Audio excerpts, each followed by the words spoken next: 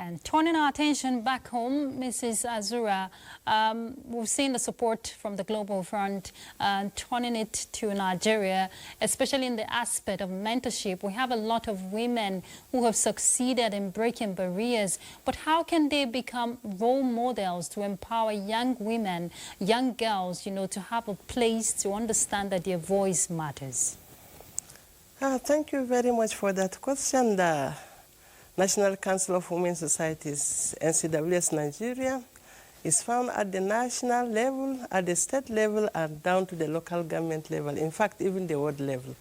So this is a good channel whereby such issues can be passed through to the last person at the grassroots level, and we are ready for that. We've been doing that, and that is how our women have been able to scale up in different fields of endeavor.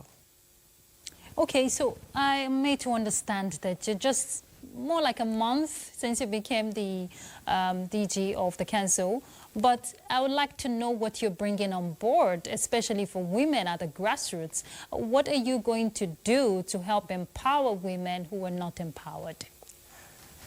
Thank you very much. The National Council of Women Societies, NCWS, was founded in 1958. We have 15 presidents, and I'm the 16th president. Right from the first president, we've been building upon each other. The second president built on the first one up to my time. So I will continue from where they have stopped.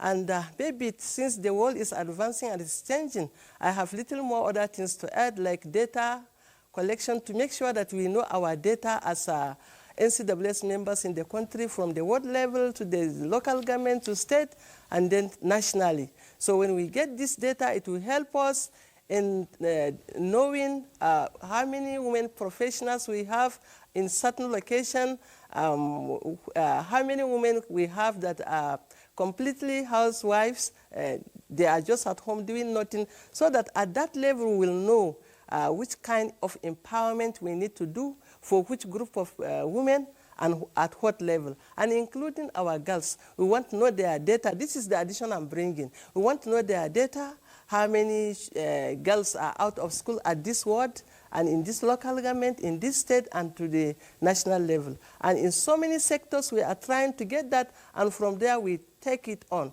Because the theme for this year, Accelerating Action, all alone, we've been doing advocacy and a little of empowerment.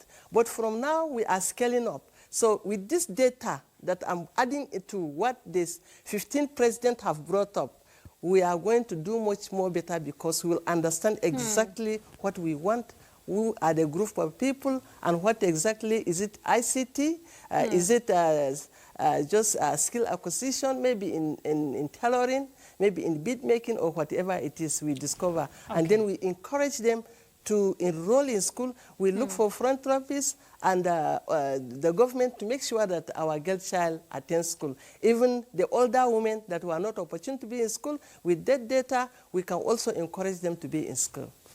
Indeed, education is power, and it's good that you're doing all this for the women. Mrs. Edna Azura, we want to thank you for coming on Weekend File. It is a wake-up call for each and every one of us. Mama, Papa, that young girl, that market woman, that woman who is in a position to make policy decision. Time don't reach. There's a call for action. Thank you so much, Mrs. Azura. Let's take a